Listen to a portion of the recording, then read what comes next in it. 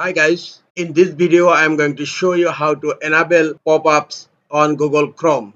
It's important to exercise caution when allowing pop-ups as they can sometimes be associated with spam or malicious content. Make sure you only enable them for trusted websites. Let's get started. Go to three dot icon on upper right corner, then go to settings. In left pane, click on privacy and security.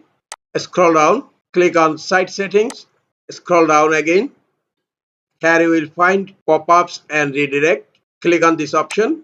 Now select sites can send pop-ups and use redirect. And then under customize behavior, you will find allowed to send pop-ups and use redirect.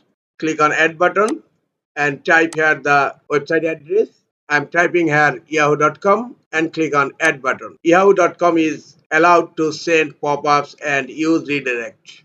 This is all for today. Hope this tutorial is helpful for you. Keep watching for next tutorial. Thank you very much.